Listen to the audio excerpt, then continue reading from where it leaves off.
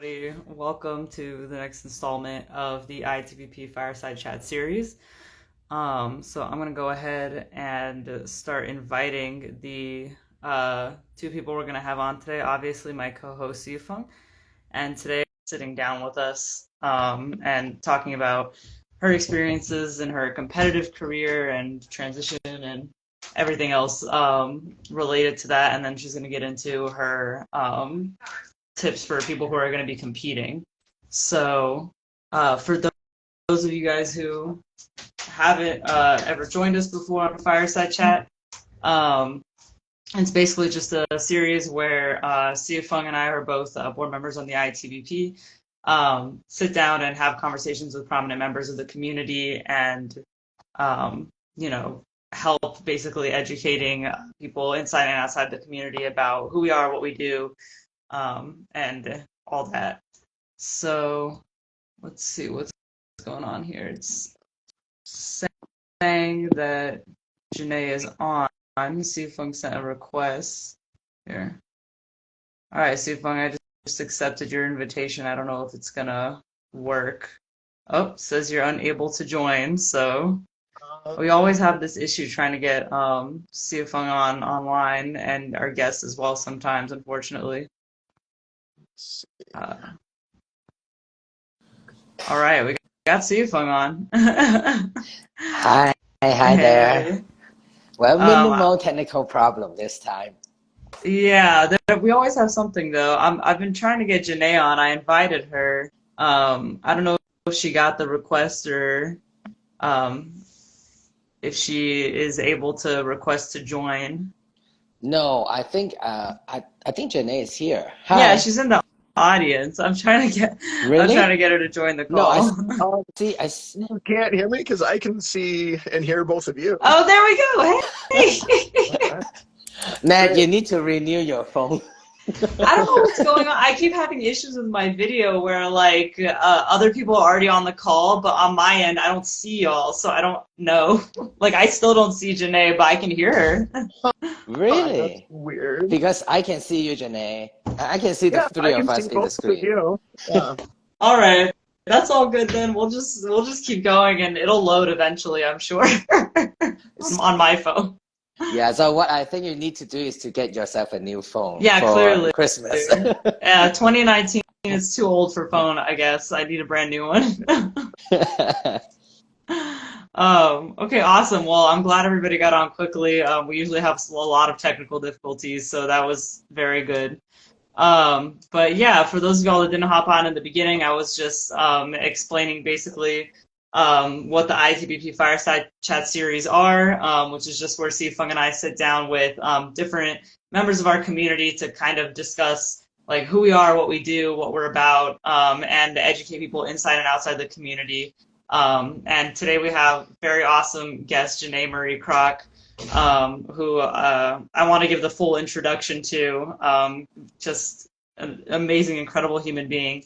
But before we hop into that, our very shameless plug is that we do have our annual competition in Atlanta, Georgia, on November 18th. It's a powerlifting meet and a bodybuilding competition, and Janae will be there as our meet director, which is primarily the focus of this conversation today. So if you're already competing, you've already probably registered for the competition because we're getting pretty close now. But if you're interested in joining us in the audience and cheering on the athletes, you can buy a ticket to the powerlifting meet and to the bodybuilding show. And both of those links are going to be in our bio on our Instagram account. Yeah, this is the first year in a while that we're going to have audience tickets available for the powerlifting meet. So we're very excited to have an audience there cheering on our powerlifters as well this year. Did I forget anything, Sifung? No, you're good. Awesome. Okay, cool.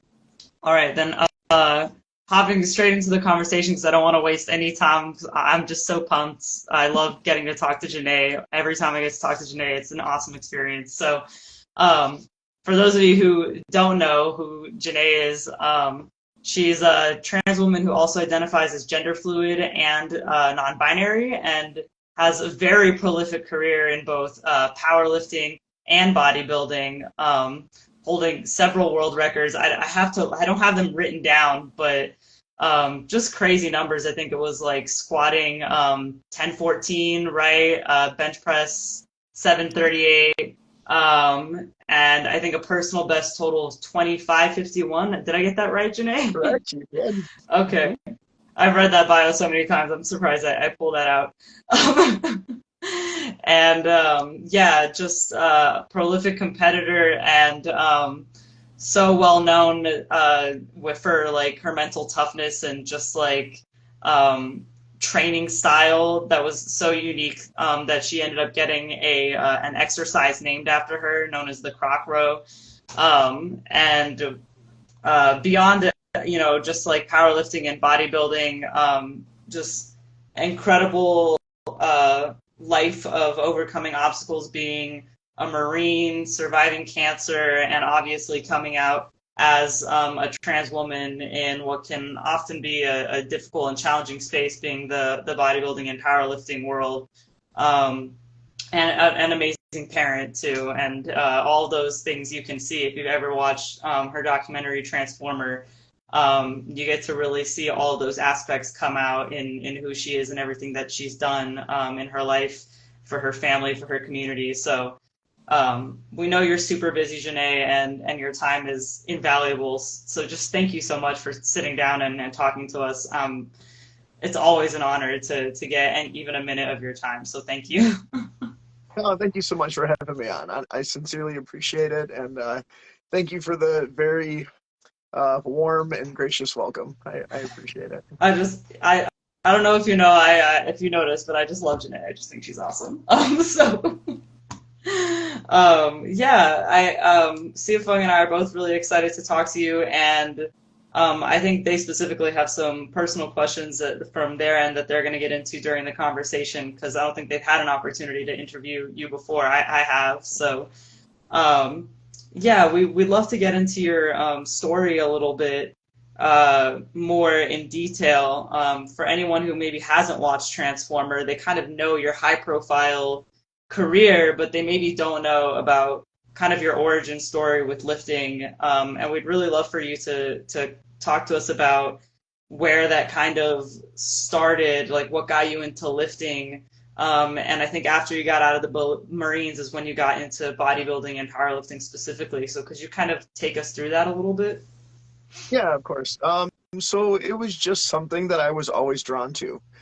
Even at a very young age, I would see someone, that was big and jacked, or see something about lifting, and I was just immediately drawn to it. And yeah, and I often talk about how I had two very strong desires from a very young age. And really, so I was aware of my transness by the time I was probably 4 or 5 years old. I didn't know what it meant. I didn't know how to really explain it. But I found myself constantly thinking about being a girl and felt like I was supposed to be.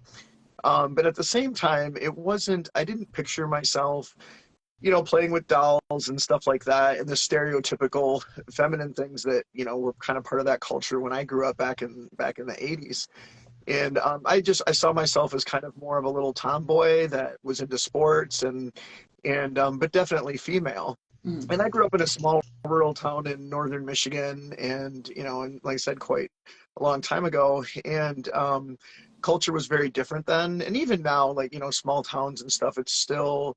I guess the point I'm trying to get to is that I knew even by 4 or 5 years old that it was not okay to share how I felt, that it would not be received well, that I couldn't tell my parents, and that if anyone found out, it would be very bad for me. So I tried to bury it down and just hide it as long as I could. Lifting and being drawn to sports and just being naturally athletic and competitive was where that allowed me to hide in the world, in a place to kind of thrive, and I could still be myself and then blend in as a quote unquote normal boy back then.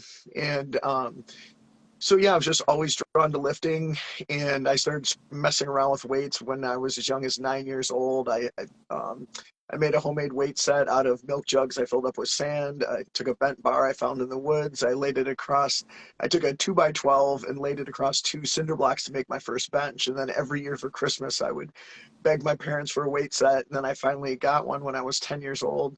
And yeah, just immediately started training. I did a couple powerlifting competitions in high school, and I didn't do very well. I actually got my butt kicked at the first couple, and did a couple more while I was in the Marines. I did a little better at those. Actually, I won both the competitions that I competed in the Marines, but they were just little base competitions. They weren't sanctioned. Um, the one was just like when I was stationed up at Camp David, it was just us versus an Army base. And then, but then I got serious about competing when I got out of the Marines in '95. I did a bodybuilding show a few months after I got out.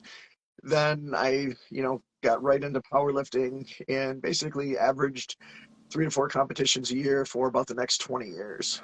Slowly worked my way from the local level all the way to the top of the sport. And it always kind of cracks me up when, it's funny, when I was younger and I was up and coming and people would always tell me that I didn't have the genetics to reach the top parts of the sport. But then once, when I was winning world championships and setting world records, then all you'd hear was, oh, I wish I had your genetics. And it's so, you're so lucky to have those genetics. And, You only have people good always like genetics to, when you're winning, right? 100%, yeah. And yeah, because I had heard for so many years that I didn't have the genetics to get there. And I didn't win my first world championship until I was in my early 30s. So it wasn't like I wasn't some 19-year-old prodigy that burst onto the scene and, was immediately, lifting at a world caliber. It was just a slow, steady grind, working my way up from the local level to the national level and eventually the world level. And I just always got a lot of satisfaction from it and really enjoyed it. But the whole entire time, and throughout most of my career, I was still totally closeted about being trans. I started coming out. I finally reached a point. I had the first person I didn't tell anyone until I was 23, right after I got the Marines, and I told the person that I would end that I eventually ended up marrying and becoming my wife, and that I had my 3 sons with. And she was the first one I told. She was accepting at first, but that didn't last very long. So I went back to suppressing it until like my early 30s, so almost another 10 years. And then I finally reached a point where I just realized I couldn't do that anymore. And this is still, this is back in, would have been, early 2000s. So still well before, I mean, not to say that it's easy now, because it's certainly not to come out. It's still a very challenging thing in our society, but the culture was much different back then. And it was even more, there was very little information that was, even once the internet, like when I first got out of the Marines, went to college, I remember I went to the library and checked out every single book they had about, transgender anything, Yeah. and which was honestly very little. And almost all of the books were written, most of them came from an academic viewpoint. They were written by people outside the community. They were actually very inaccurate and actually consisted of a lot of myths and stereotypes. Um, but then even once the internet came around, it wasn't until, social media really became a thing with like Facebook and Instagram that really allowed people to connect. So before that, I didn't know for the longest time, like really even what it meant to be trans and that other people existed like me. And, of course, as I got older and started researching all that stuff and the internet blossomed, then, I was able to learn a lot more. But it was a very confusing process. And but for me, it was just this overwhelming need and, something that I just I couldn't go on with life to continue to hide. Um, my wife at the time was very much against me coming out and even telling my sons. But I disagreed with her as far as it not being a good thing. And I came out to my sons when they were 2, 4, and 6. I thought it was very important to be open and honest. And that really established a strong trust with us. And it was pretty funny. And I've told the story. I apologize if people have seen other interviews where I talked about this, but when I made the decision to tell them, I explained it in very basic terms, and 2, 4, and 6, and they're just little balls of energy Right. running all over the house. And so I kind of explained it in very basic terms, and said, well, I'm gonna go get changed. I'm gonna put my makeup on and everything, and then we'll spend the day together. And they're just kind of like, okay, whatever. And then so I get all done, and I call them back into my room. And it's the first time they've seen me with makeup and a wig on. And my oldest looks at me, Logan, and he said, "Wow, you look like a girl, a really big girl." And we all just kind of busted out laughing. And then, but all they really cared about was they were like, "Well, are we still going to do the same things? You know, are you still going to do this and that with us?" And I was like, "Of course." And so they, they hadn't learned, prejudice. They hadn't learned any type of, to judge people for being different. And to them, it was just like, okay, this is just part of who you are. And so they grew up recognizing that people are different and that's okay. And so I thought it was and I still to this day, I believe it was a really good thing. And I think they helped them grow up being very open-minded and accepting of others' differences. And I know, like, even with my sons, like other friends of theirs, were able to come out to them. People shared stuff with them that they, were afraid to tell other people because once I was outed and once people knew about me, then they knew, well, okay, if that's your dad, then they knew that they would be more accepting of others' differences. There was like there was a kid on my son's football team that came out to him as bisexual and found my son as a safe place to be able to share those things. So it ended up being a really, really good thing. But yeah, and then as far as my career went, so I basically continued to progress through the powerlifting world, eventually got to where, like I said, I was a world champion and all-time world record holder. And I was coming out to more and more people at this point. Like I was out to my friends, I was out to my family. I was out to a lot of people at the high levels of the lifting community. I was out to some of my sponsors, the ones that I felt closer with and had been with for a long time. And most everyone in that circle was pretty supportive. But then in 2015, I was outed publicly by a YouTube vlogger, and that really turned my world upside down. Even though it's only 8 years ago, it's still, things have changed a lot in the last 8 years. Most of my sponsors immediately dropped me, including the ones that I was receiving, financial compensation from. I ended up being fired from my job as a pharmacist. It really, a lot of things happened, and it really turned things upside down for a while. But it also, on the plus side, I had been wanting to get into activism and public speaking and, educating. And so it allowed me to finally do those things. And for people that are wondering why I hadn't come out already, I mean, part of it was me being a competitor and knowing that the lifting world was probably not going to receive it in a real positive light. Right. But then also the biggest reason was I was trying to protect my sons. I was more worried about them being in school, like how their peers, how their teachers, how their coaches were going to react. We were living in a fairly conservative area at the time. And my concern was I didn't want them to have a more difficult life because of who I was.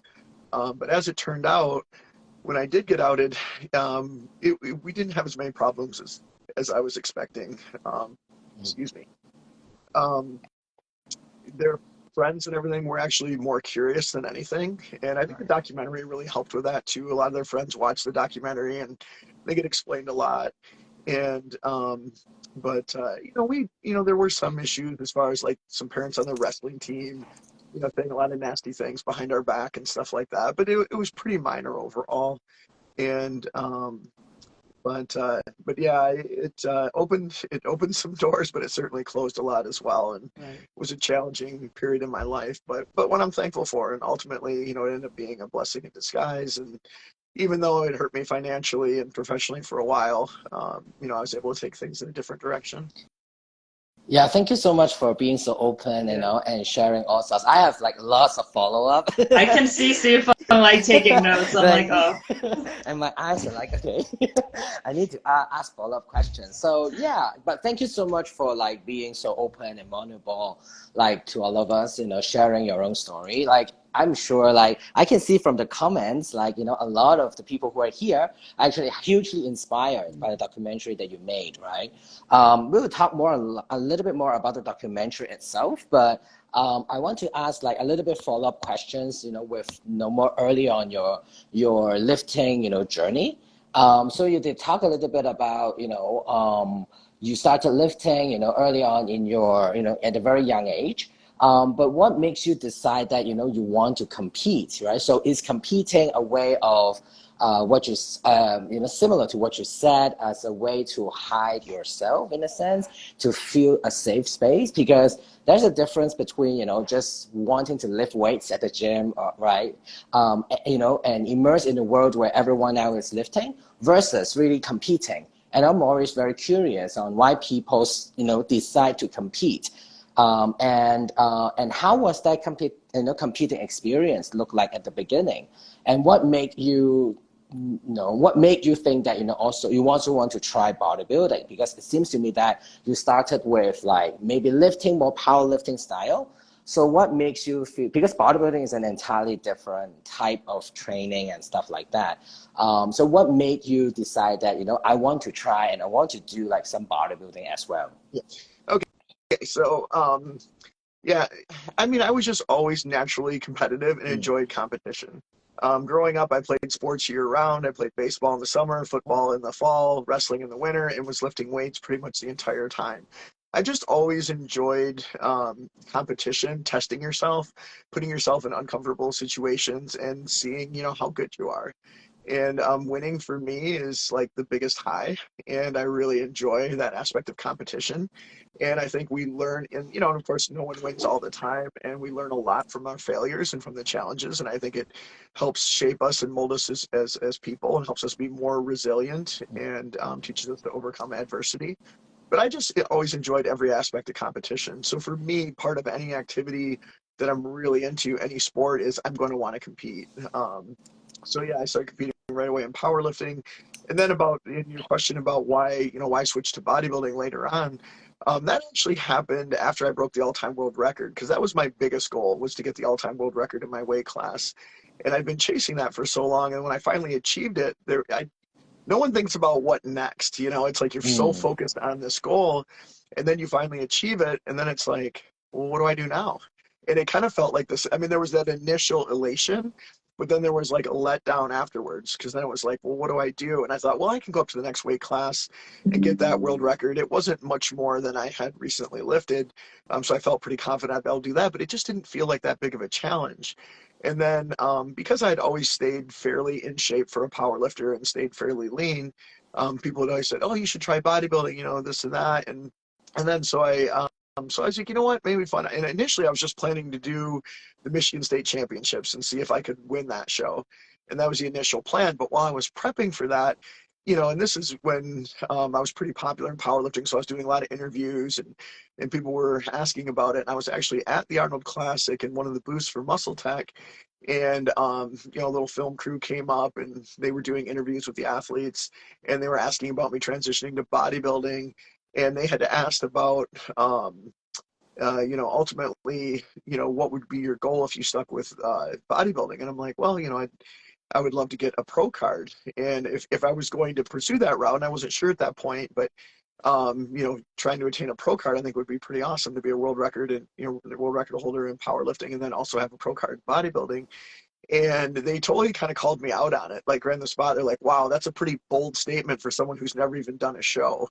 And right then, just that comment, like, cemented that resolve. Like, okay, now I'm putting 100% into this. mm, And I did that show, and I pursued um, bodybuilding for like the next 5 years. And you know, I did win the Michigan State Championships.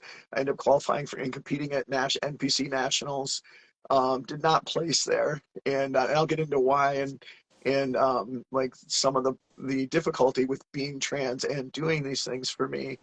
Um, and ultimately, what kind of derailed my bodybuilding career was just I couldn't put transition off any longer. I really wanted to get that pro card, but I was really struggling with doing the things that required, especially hormonally.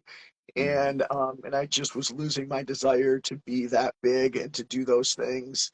And towards the end, even of my powerlifting career, being trans and the need to transition and to make changes to my body to become more feminine, um, did take away from my career, shortened both my powerlifting career and my bodybuilding career, and inhibited my success towards the end, because I didn't talk about it a lot and people didn't know.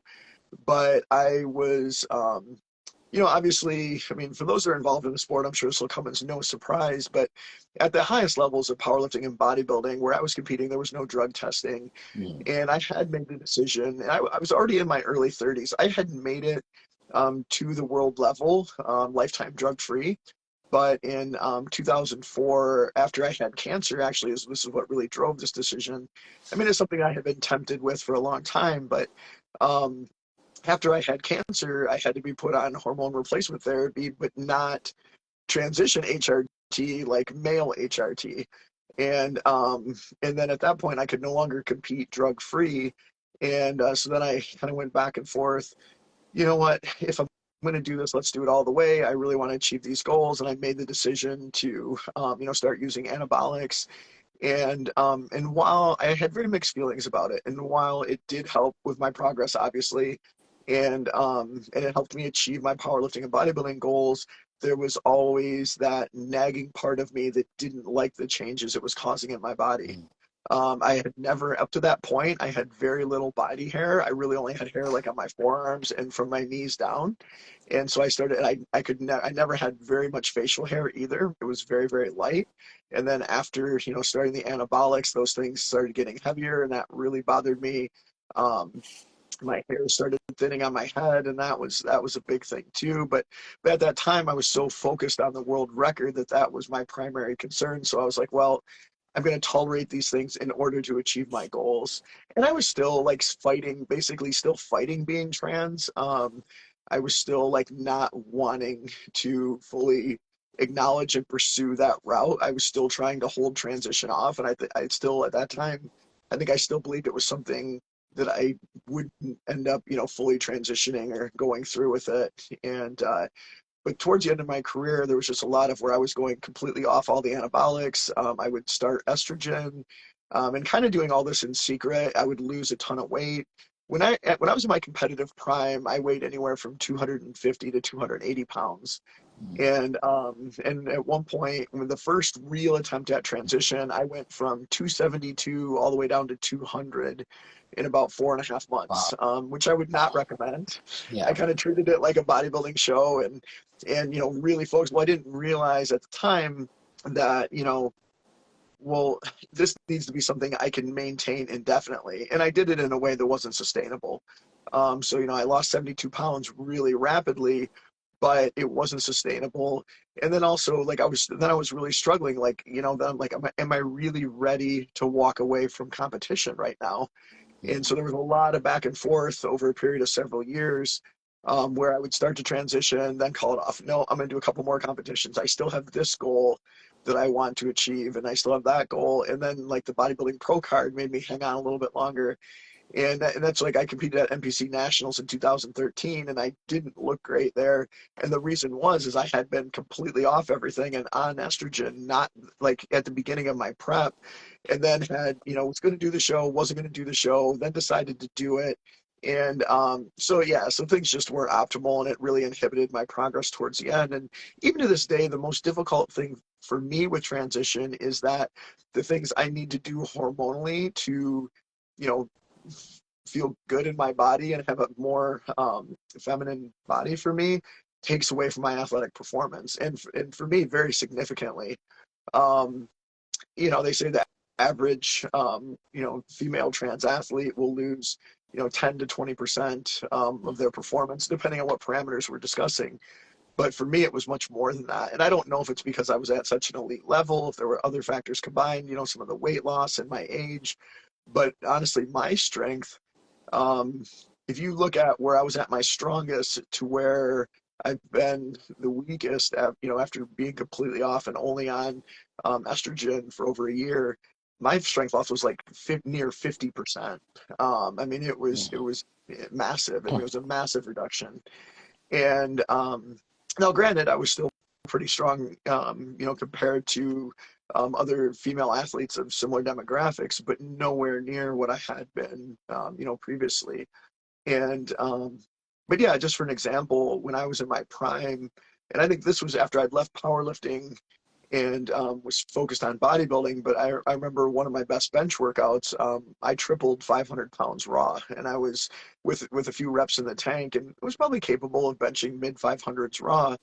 Um, and then yeah, when after just let's see, it's been maybe what 2 years ago, after I'd been on estrogen only, and I've had an orchiectomy too, so my body produces very little testosterone, just a small tiny amount from the adrenal glands.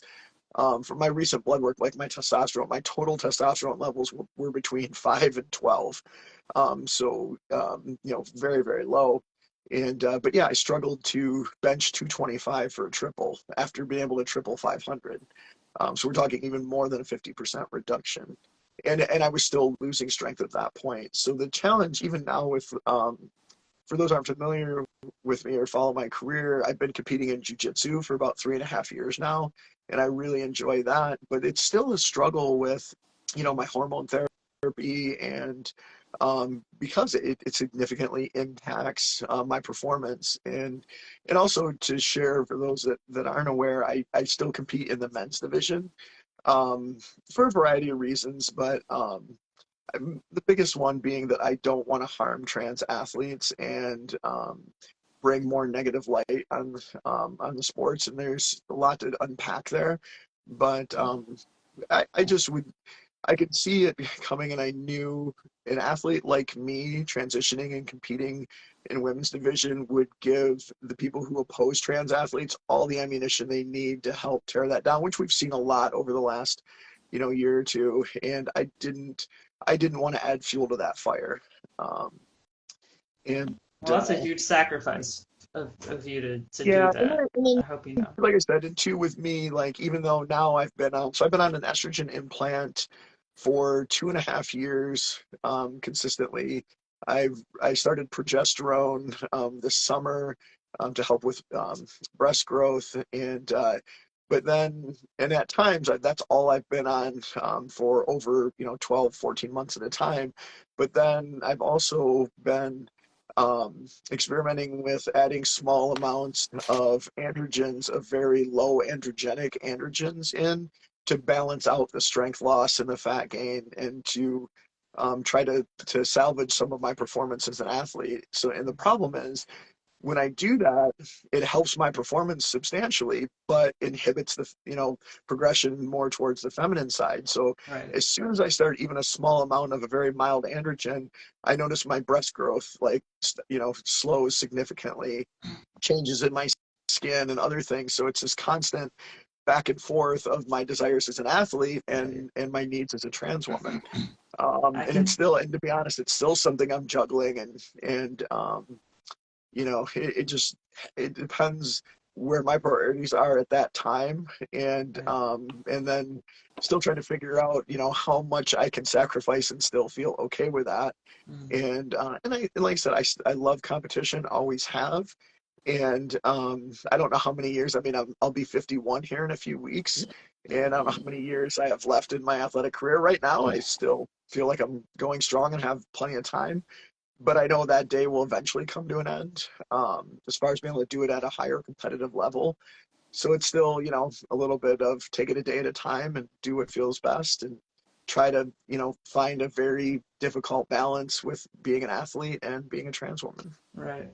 I can see if I'm taking notes actively. So I don't know if you have any follow-ups you want to ask there. No, I just want to say, like, we do prepare a list of questions, and I just love how you integrate.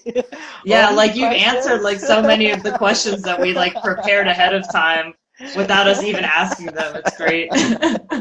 Yeah, but just to echo, to follow up what you just mentioned, which is a lot of things. But one of the things that maybe that I think there's also some comments about it as well, is that your decision in competing in the men's category, right, as a trans femme, non-binary athlete. So what do you actually think of, like some of these like current hit discussion about, having an open category, right? For athletes, or, or create a whatever, a trans or MX category. We know that, that's what USAP are trying to do, right? So what are your opinions about having either a third category, or, just change the name of the men's open to open category? Yeah, there's a lot. That's a difficult question. I don't Mm. know that there's a perfect answer because, well, I think any of those options, if now whether we decide that the best thing would be to let trans athletes compete as their identified gender, whether we create a separate division, whether trans athletes are banned from competing in their, target gender, all of those, there's some solutions and there's a lot of problems.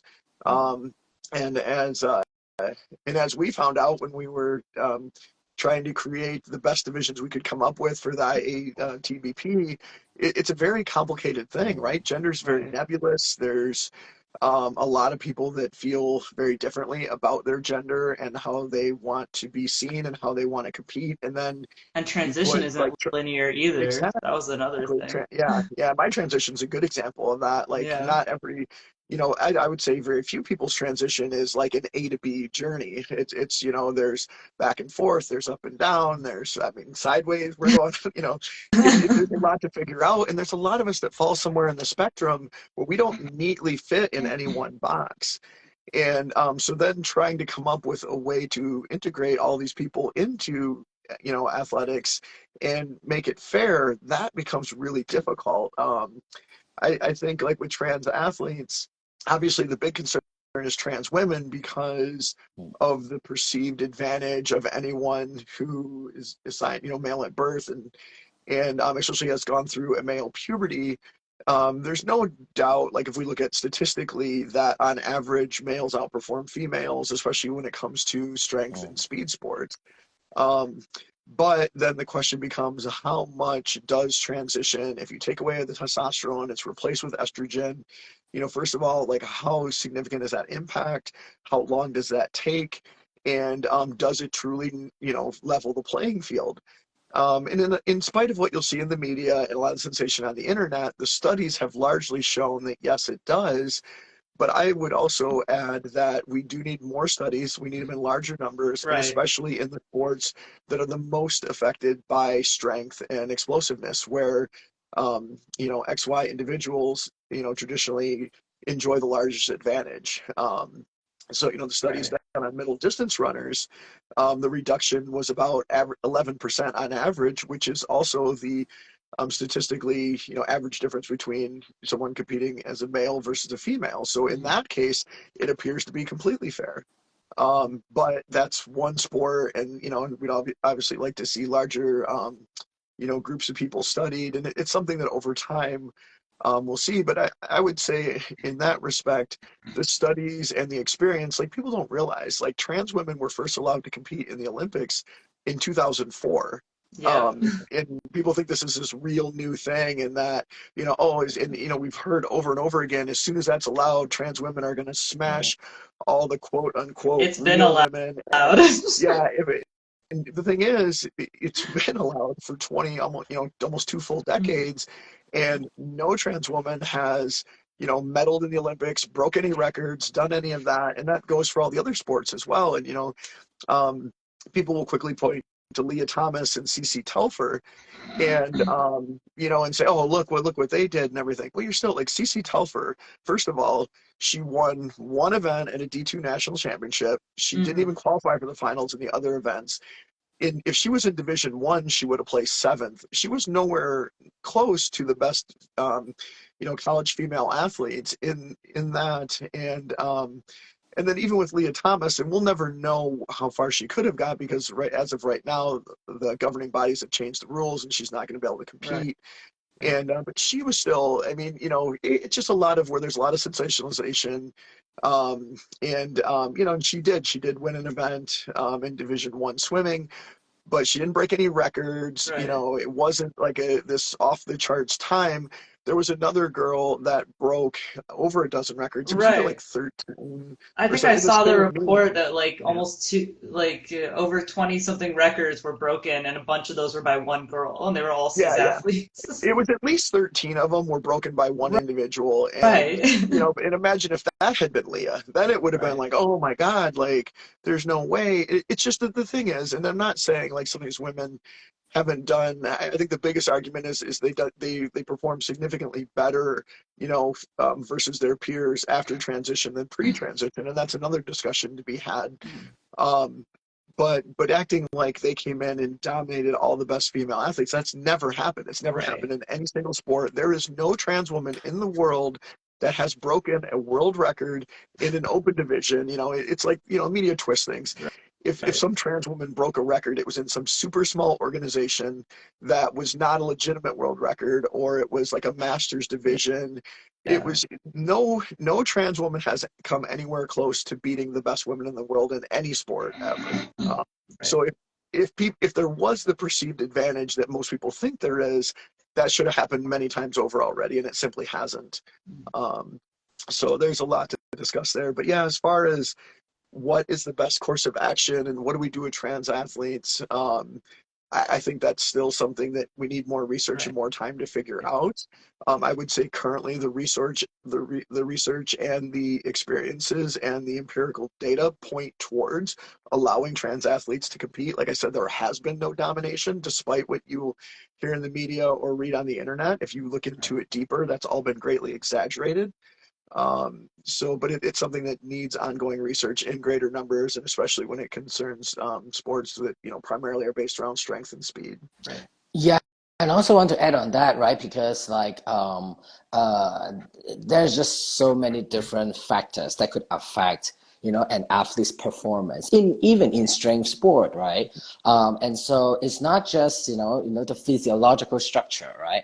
It's also like I think one of the reasons that, even though we have allowed trans athletes to compete at the Olympic stage for years, right? We still don't see that domination. Is exactly because systematically, structurally, there are a lot of factors that affect someone's success. And trans people, trans athletes, mostly at the bottom of that privilege of getting access to enough financial resources, right? Getting access to the best coach or no best training programs or even best equipments, right, for training and competing, right? And with all these different factors, and not to say even for powerlifting, it requires skills and techniques. I feel like everyone always thought that weightlifting is just you be there and then you be strong and then you know how to lift.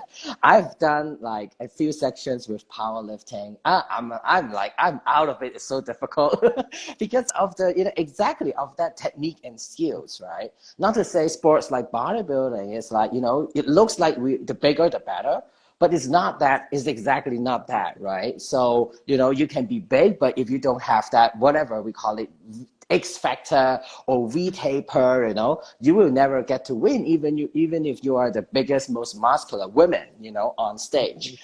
And I think that is something people always forget about. And they just, I think it's just, they just, think of it as a blanket, this blanket idea that, someone with more testosterone undergoing male puberty before would actually, must get, that physiological advantage. And thus, you must always perform better. And I think that is, a myth that we have to be able to, we have to be able to get that message out more because, it's just so confusing to me that people It's don't get that yeah. nuance. I think the biggest problem with trans athletes is the discussion that's being had by the people that oppose trans athletes is the wrong discussion. They Mm, consistently compare male athletes versus mm, female athletes, and that's what they point to justify, because there are some sports where there are high school male athletes Right. that are better than the best women in the world, and they'll point to statistics like that to say, well, this isn't fair. What they fail to understand or want to acknowledge is that a transition involving suppression or removal of testosterone, Mm. replacement with estrogen, has a significant impact on any body, and is going to cause a significant reduction in athletic performance. And the only real question needs to be answered is, how significant is that reduction? How Right. long does it take? And does that truly level the playing field? But that's not a discussion the people that are against trans athletes are Right. even talking about. It's all about, well, men can do this and women can do Right. this, and it's not fair. We're not talking about, you're not taking someone on day one and taking them and then sticking them in the women's division. That's a completely different thing. And there does need to be rules in place as far as, where are the hormone levels at and Right. how long have they been there? Well, they're But talking yeah, about cis athletes and not about trans athletes, right? exactly, Like it's exactly. Yeah, like And when that's I get into arguments with people about that, they'll be like, "Oh, well, scientists find that, women post-menopause taking estrogen is like bad for them or whatever." And I'm like, what does that have anything to do with trans athletes? Like you're citing research that yeah, is not studying the population that we're talking about. yeah, it's completely irrelevant. And it's just, yeah, it's the straw man argument thing.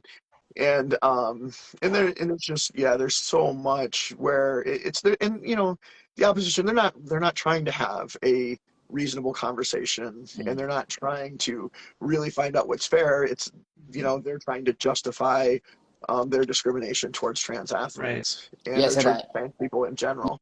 And so yeah, that's where obviously a lot of the problems come in, because we're really not able to have that discussion of what's actually fair and really talk about the truth and the reality of things. And like I said, I'm the first person to acknowledge that we need more research and we need more time. Um, yes, and I but think that's yeah, that's exactly right, right? We need actually more research really on trans athletes, right? Not just based on male and female athletes. And that being said, we are very curious to really know more about your involvement with IATBP, right? So I'm a newcomer here, obviously. So I would be very interested to know like how you know about IATBP, and what makes you decide that, okay, I want to get involved and, and be, judges for our competitions. yeah. So when they first started the organization, and honestly I forget who reached out to me first, but someone reached out to me from the organization and said, "Hey, here's what we're doing." I don't remember if it was Bucky or it might have been someone before that, Yeah. but and then just said, "Hey, here's what we're doing. Would you be interested in being part of this?" And I right away, when I saw what their goals were and they're doing, I was like, "Absolutely, I would love to be part of it." And so I've kind of been involved from very near the beginning, and it's awesome. I mean, and I think people misunderstand too, because there's an organization specifically for trans athletes. This is designed as a safe space to allow people to compete where they feel welcome and safe and can compete against other trans athletes. It's not saying that this is the only thing there should be and that no one should be able to compete anywhere else. And I think sometimes Right. people They think we're a misunderstand that. separatist organization or something. Yeah, yeah, Yeah. and that's not the case. We're just trying to offer a place where, people can compete where they feel safe, welcome, and supported. Yeah, and I think, actually a lot of our athletes who have been competing with us actually end up competing in some mainstream shows. Oh yeah, Yeah. It's almost oh like, yeah, stepping stone, for them to feel, a welcome and get that experience and, feeling safe really, yeah, to be themselves so that they could actually go to mainstream shows, mainstream competitions to compete against, cisgender folks, right? So I think, I think we actually have, it's more like for me, it could be a stepping stone. It could be, that safe platform where you can, feel safe and feel happy and feel a community like Yeah. with us. yeah. Yeah. And talking about that, I would definitely go back to the documentary. I would really want to ask you that. But I also want to be able to let our, there are competitors, prospect competitors or competitors who will be competing with us, wanting to know a little bit more about, how we actually judge powerlifting. Because, we don't actually have weight classes like, most of these powerlifting meets. Right. So can you walk us through a little bit with like, the judging criteria as far as you as far as you know? Yeah, with the powerlifting, so I will be the one running the powerlifting meet. And so with powerlifting, the rules of performance of the lifts is very similar to most of the organizations out there. As far as what constitutes a legal squat, bench, or deadlift, they'll be in the same order. So anyone who's done a traditional powerlifting meet or has been to one and see how they work, it's going to be very similar. You're going to get 3 attempts. We're going to do squat, bench, and deadlift in that order. You get 3 attempts at each lift. The weight can be increased, but it cannot be decreased. So you want to be careful where you start, because if you start too heavy and you don't get that lift, you're not going to be able to go down. But the main things, like in the squat, the main things that people will get a lift disqualified for is not going down far enough, breaking parallel, and which is defined by the crease of the hip, breaking the top of the knee. So that's what we're looking for as far as depth goes on the squat, making sure the lift is fully locked out at the top and following all the commands. With the bench press, it's going to be coming from straight arm's length, touching the chest, waiting for a press command, pausing the bar on the chest, waiting for the press command before driving it all the way back up, and then waiting for a rack command before you put the bar back in the racks. And then with deadlift, the bar starts on the floor. You're just standing all the way straight up with it. You have to be standing fully up with your shoulders back, and then you get the down command from the head judge. And so without, we don't have the time to go in specifically exactly how, all the rules, but it's very much like any other powerlifting meet. And we did our best to design divisions, and all those divisions could be seen on the IATBP page when people sign up.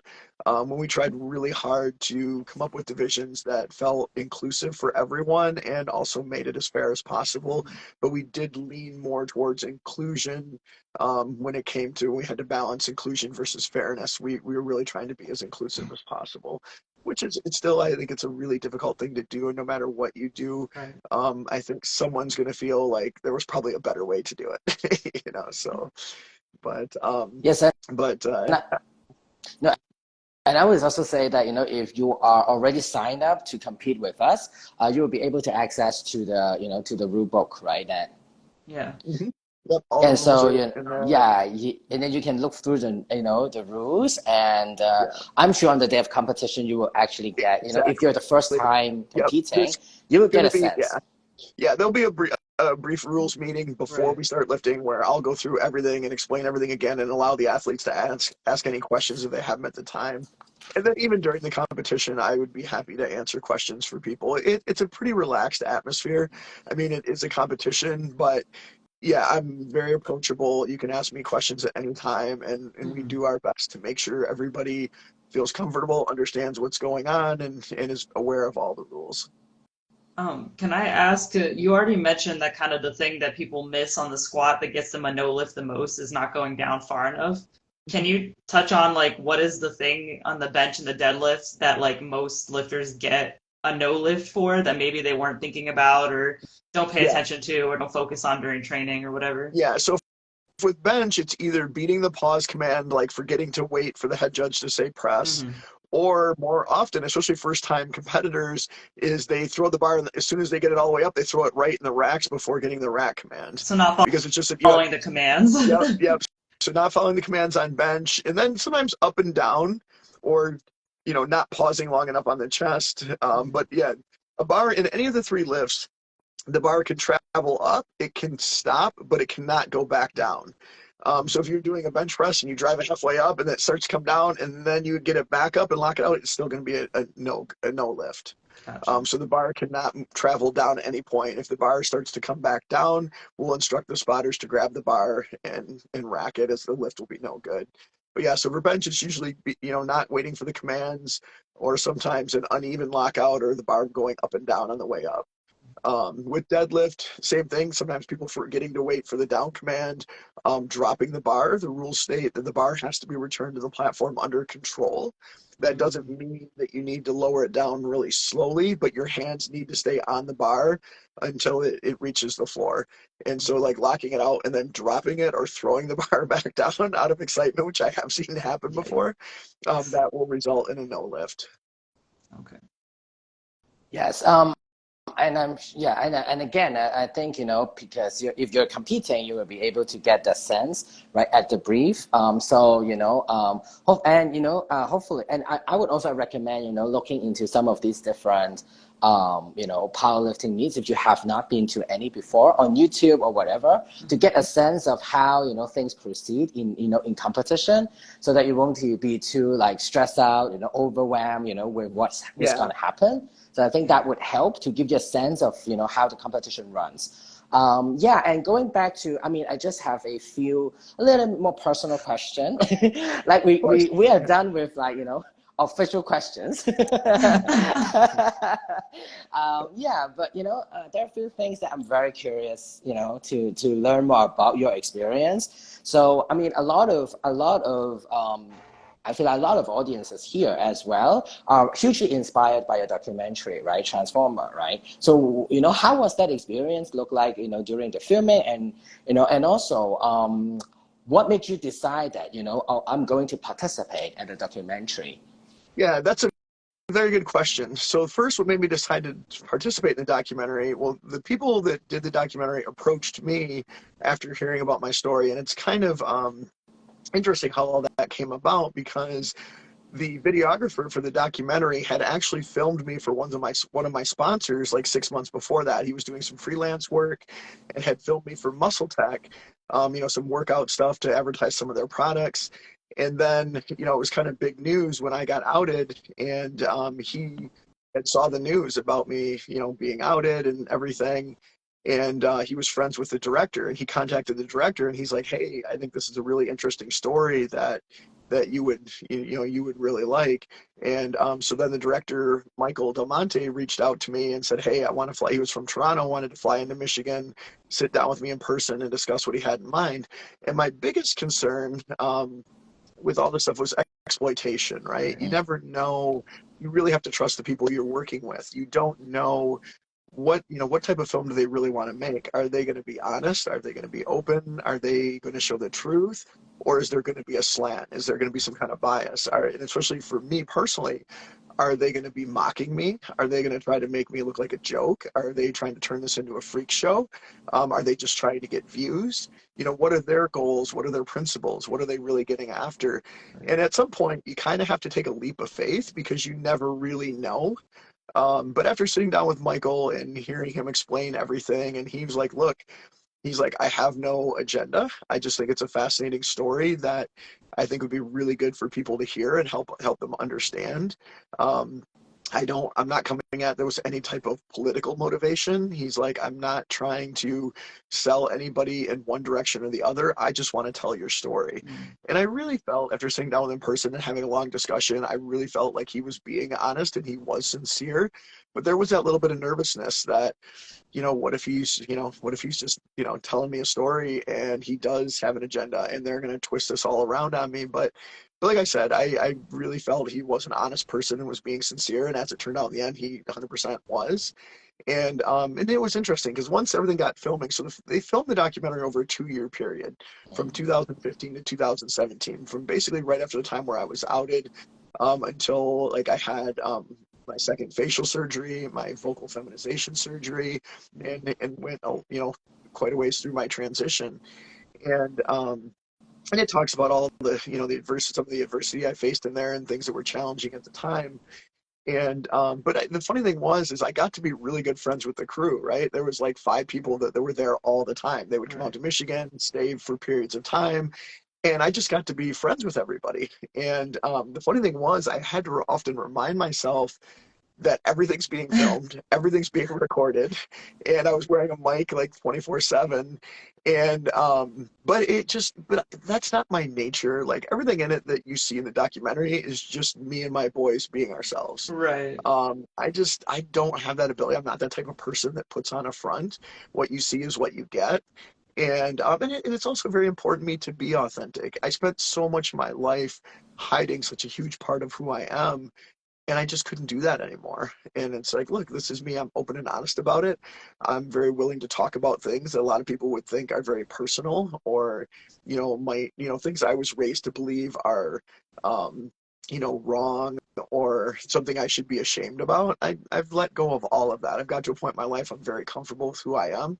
I really don't care what anyone thinks. If people want to ask me, about, personal questions about my transition or even my sexuality and dating and stuff like that. I have no problem with that at all, because I really want to help people understand, for those outside the community, what, a lot of the struggles we have and how difficult our lives can be. And I feel like it's difficult for someone to understand if you're not willing to talk about those things. And I don't blame anyone else that doesn't want to talk about very personal stuff. That's, very difficult for most people. And I don't blame anyone that wants to keep that part of their life private. But for me, well, did something happen there? And but for me, I'm very comfortable with being completely open, and I don't worry about being judged or what people are going to think. And I think the best way to help people understand is for me to be open and honest about those things. And I think that comes through in the documentary and even in more recent interviews and things I've done since then. Yeah, I'm actually very touched by, the huge proportion of like, portraying your relation with your boys and also with the family, right? Because I'm also currently in the making of like what's that? Not I am in the making, but it's like, there's someone making a documentary about me right now, Yeah. right? And for me, I was a little bit more cautious about showing the more private, family or, more personal stuff. And then, I think the trajectory of my documentary would be a little bit more on activism, more on the social level, on how I achieve different things, right? And so I think it's still personal in that way, but it's not like, family, because I struggle with my family won't be able to be on screen, that's the, just plain reason, right? So I think, being able to showcase your family, especially, your relation with your sons, I think that is something that really touches people. And I think it's also, that part of being able to show that vulnerability, right, outside, out to the world, because, as I'm sure as a parent, you're very cautious about, what if that affect my sons, right? What if it affects them, in school and stuff like that. So I think being able to do that and say, that's much bigger purpose of doing such thing. I mean, being followed and being, recorded at all times. I also experienced that. I was like, I need to make sure every word I come out that from my mouth is something that could be put on screen, And at times I would talk to the director and like, okay, don't put this one. Let us take off the mic and I will tell you something else, And so, I have also all these conundrums as well, what to talk about, what not, but being able to see you, and I show my director about Transformer and said, this is the protocol that you should, look into, and you should not necessarily follow, but this is something that I find it very touching, and so that I think your documentary actually gave a lot of people huge inspiration, especially you setting up as a model of how to parent. How to parent your kids, because I think, it's getting, we do see a little bit more on social media, for instance, that people are more willing, trans parents are more willing to share the experiences of parenting, right? So do you find I will have two more final question, and then we'll open up for the floor. One is like being a parent, how what is the most challenging part? Do you have, challenging moments as a trans non-binary parent to your son? And my second question is a little bit more about whether you have an ideal like body that you are looking forward to and looking forward to be, and how would that look like? Yeah. So yeah, to answer your first question about being a parent as a transgender person and, the biggest challenges, I think the biggest challenges sometimes are, not, showing them that there's no reason being trans, there's no reason you should be ashamed. You should be proud of who you are. And if other people don't understand that, it's perfectly okay. And explain to them that when people judge you negatively, it's not actually a reflection of who you are, it's a reflection of who that person is.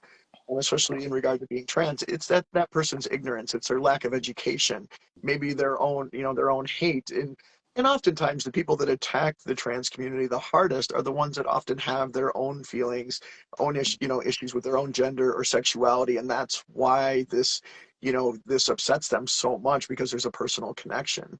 Um, but yeah, just being, but I think a lot of those lessons apply to everyone in life. There's things all of us hide. There's things all of us are afraid to be judged for. We all have our insecurities. And I think for trans people, a lot of those are just more visible and obvious. But everyone deals with those same things. And with my boys, one thing I learned in the Marines that really stuck with me was leadership by example. And so like if I wanted my sons to be honest, I better be honest. If I wanted them to be hardworking and have integrity and all those things, I better demonstrate those qualities every day. So the biggest thing is, kids aren't stupid, Right. and we, all remember from when we were young too. We watched our parents' actions, and I never ever wanted to be the type of parent that was do as I say, not as I do. That doesn't work, and kids realize right away it's very hypocritical. And and my mom, and don't get me wrong, she was a great mom and did her very best. But she did do the sometimes, like, if she didn't have a good answer, it was because I said Because I so. told you so. Yeah, and that always drove me nuts. And I promised myself as a child that when I was a parent, I would never do that. And if I couldn't give a good reason why I was having them do something, then I would not have them do it. And I held true to that throughout the entire time, bringing them up and even into this day. We had a lot of discussions and I open, and I think a lot of parents too are afraid that they have to portray this perfect person that has no flaws. Yeah, And that's if me. they were, yeah, and if they were, yeah, then if they're afraid, if they acknowledge that, they made mistakes in their own life, that their children would see that as, in approval of committing the same type of mistakes, when I think it's exactly the opposite. I think if we're open and honest about our flaws as well as our strengths, that it takes some of the pressure off kids. There's already enough pressure on them to be perfect and never make mistakes, and we know that we all do. And if you present yourself as this perfect person, it puts an unrealistic pressure on your own children that they have to live up to a standard that's impossible to live up to. And if you acknowledge, like, look, yeah, sometimes I goofed up, and this is what I learned from that, and these are the lessons I gained, and why I won't make those same mistakes in the future. I think for me, honesty is number one. Like I said, leadership by example, and just having a lot of being willing to have open discussion. Now, it doesn't mean that my kids, like, didn't respect my opinion or there weren't certain rules that we had agreed upon, but it did mean that everything was open to discussion. And it didn't mean that I was going to give in and let them do whatever they wanted. But if they could present me with a good argument and I didn't have a reason why I didn't agree with them, then yeah, then we changed things. And there's some funny stories. And I don't want to get into because there's not enough time, but there's funny stories where they challenged me a few times and I didn't have a good reason and acquiesced and we did things the way they wanted to do it because they had a better argument. And but I thought it was a really good way, and it built a lot of trust and a lot of mutual respect between me and my children. And to this day, we have an amazing bond, and I'm very thankful for that. And then, what was your second Yeah, part of your what question? was the second question? I Oh, forgot. yes. The second question is, do you have an ideal like Oh, image of yourself, and what physique. does that Yeah, look yeah. like? Absolutely. I mean, I think like all of us, we all, I think no matter, you could take what people may perceive as the most beautiful woman on earth or the ideal physique of any, masculine identifying person ever, and that person's still going to have some insecurities, and they're still going to be like, well, I wish my body was this way or that. And I think I'm no different in that my ideal physique is a lean, muscular physique, and but not anywhere near the size that I was in my prime. And even now, for me, I'm trying to work towards being more all around athletic versus, being so focused on just strength, especially with jujitsu. So I'm still continuing to slim down a little more. Um, and then also, and don't get me wrong, I'm not trying to conform to society's ideal of what, a woman is, quote unquote, supposed to be. And I don't agree with the idea that, all women should be ultra thin and meet these unrealistic, body image standards that we see so much in media. I don't agree with that at all. And my ideal physique is something much more muscular and athletic, but not to the degree that I exhibited when I was competing, or even that I possess right now. I would love to have more breast development. I mentioned earlier, I recently started progesterone to help with that. I've been on an estrogen implant for 2.5 years now, and it's coming little by little. It's like, come on, girls, and you can do it. But it's also hard when you stay really lean, right? Most women, unless you're, just genetically predispositioned to have large breasts, if you're really lean, um, you know, getting more size is often difficult. And I have considered implants.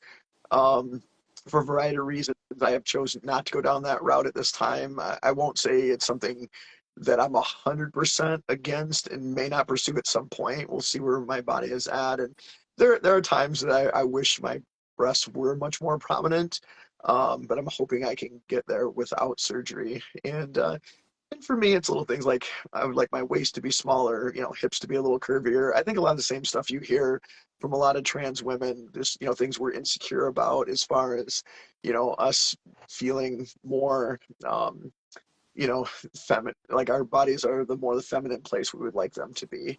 But every person has I know there's a lot of women that would not feel comfortable being anywhere near as muscular as I'd like to be. We all have our own ideal, and I don't think no one's image is right or wrong. It's completely subjective. But for me, yeah, a little slimmer, more athletic physique with a little more, let's say a little more curvy would be ideal. Well, thanks for being so like open and honest about all that. Before we close out, we did have a couple of questions from the audience. If you're cool with taking a minute to answer them. Oh yeah, 100%. Okay, cool. So the first one, put it on the screen there, is asking, will you be judging other future IATBP meets? I mean, I guess that's more Yeah. more like, would you be open to it? Because it's kind of, we don't know what the future is going to look like, but Yeah, no, absolutely. I mean, yeah, we don't know what the future is going to look like, but I enjoy being part of the organization and being involved. And at this point, I don't have any desire to stop doing that. So for the foreseeable future, I'll definitely be involved. awesome. And then somebody else, I couldn't quite put together what this was asking. Did you always question transition because apart from family, I think they're saying career and passions are also at stake. So I don't understand I exactly think, what. yeah, maybe they were getting at, you know, how how much of those factors hold me back from transition, or Right. was transition worth it, and all those things. And that's a tough question. Everyone has to answer for themselves. For me, it's really been. I mean, early on, there was obviously, like a lot of trans people, there was the concern that, am I going to lose all my friends? Am I going to lose my family? Right. How are people going to react? And anyone who's seen the documentary, my mom and dad weren't thrilled, and Yeah. and still aren't. I would say my mom's much more supportive now than she was initially, but it's still hard for her. Right. My dad passed away recently, but I don't think his views really changed. I mean, he still loved me as a person and as his Right. child, but was not supportive of me being trans, um, or transitioning. And Mhm. all the sacrifices I made, I would say, are 100% worth it, even though it did cause me some issues. I mean, it really hurt my athletic career. And one thing that I always remember when I was first outed, I would say my fan base was split about 50-50. There was a lot of support, even more than I was expecting. And a lot of big names in the sport reached out and to me privately, which I really appreciated.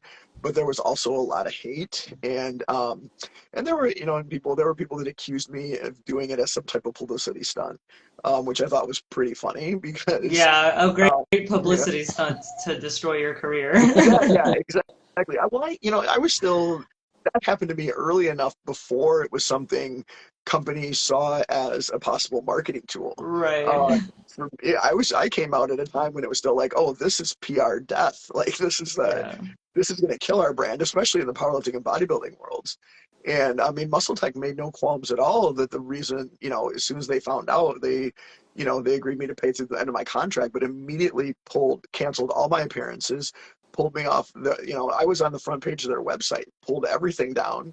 And then they were very honest about saying, well, yeah, we think this will hurt our brand. So we're not going to renew your contract and you're essentially done. And it was solely because, and they, it was definitely a professional decision. And I was really close to lot of people there. I had been with that company for 8 years and knew everyone quite well. Um, but uh, but yeah, so if the idea that I did this as some type of publicity stunt or a way to make money, that would be the worst financial decision ever. Right. It cost me a lot of money and a lot of opportunities.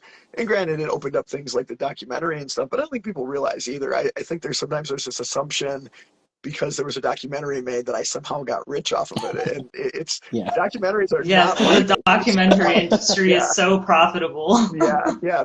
People don't realize that. They think, oh, you're on TV, you must be a millionaire now. Like, no, not at all.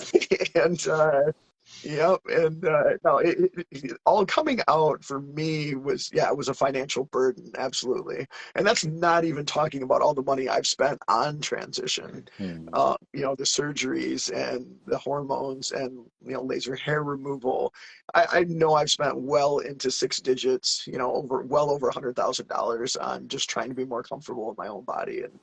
And I'm just fortunate enough that I had a career and make enough money to be able to afford those things, even though, like, at times I was taking out loans and going into debt to do those things. Um, but yeah, it definitely was not financial move in any way, shape, or form. Right. Um, awesome. Well, yeah, I mean, not awesome, but awesome that you're willing to be so open about it, because I do think that that is a genuine misconception that a lot of people who twist media narratives have. So yeah, thanks for being honest about that. And the last question, somebody asked if there would ever be a Transformer 2 in the works in the future, you think? Or just And an I'm interesting certainly, question, right? yeah, Because a lot's changed since Transformer. yeah. I think with the same people that made the first documentary, probably not, simply because there would have to be demand and enough interest in doing a second one. Mm. And I know some of you would love to see that, and I really appreciate that. And honestly, I would be happy to be part of another documentary. But at this time, especially with the current culture, I don't think there's enough of a desire from the industry and from people to pursue something like that. I have been approached by other people a handful of times about doing different documentaries, and but nothing that has felt like the right fit or something I'd be willing to do at this point. We'll see. I mean, I'm still working on my autobiography. When that's Mm. done, um, maybe there will be an additional opportunity there because there's so much more. I mean, the documentary just covered a 2-year period of my life. We Right. didn't really talk much about we talked briefly about my childhood, but there's a whole lot of stories and a whole lot of stuff that happened that, people don't know about. And then, with dealing with cancer, my whole competitive career, um, other things with transition. There's a lot that went on in my life and a lot still going on that, there's much more to that story to tell. So we'll see once the autobiography is all done and that get published, maybe there'll be some additional opportunities there. I would think that if anything else is ever going to be done, that would be when those things would come about. And so I gotta get my butt moving and get that book finished. And will you But consider competing, whether in mostly, I think, powerlifting, right? Will you consider competing in powerlifting anymore? Or are you like, I'm more done, I'll yeah, just be, judges? no. Now, as an athlete, I'm very much enjoying competing in jiu-jitsu. Mm. But now powerlifting for me, it's very difficult to compete when like, my best days in the sport are far behind me. Right. Mm. Is that to say that, like, if I was super motivated and wanted to make a comeback, would that be impossible? No. But what is not going to happen is I don't have the desire to do those things that it would require, and especially with the Mm. hormones and things like that at this point in my life, that doesn't tempt me at all. So, I'm happy with the things I accomplished, and I still love powerlifting and always will. But I have no desire whatsoever to go back and compete in powerlifting or bodybuilding or to make those type of changes to my body that would be necessary to compete. Like I said, I'm more focused on being all around athletic, long-term health, and but still trying to maintain as much strength. And I'll always train. I mean, Right. I'm still in the gym, lifting 4 or 5 days a week in addition to my jiu-jitsu training and the cardio and everything else that I do. Yeah, I have to come to visit you And then Absolutely. we should get a workout together. It's a cool gym. You should go if you get a chance. Yes, I know, I know.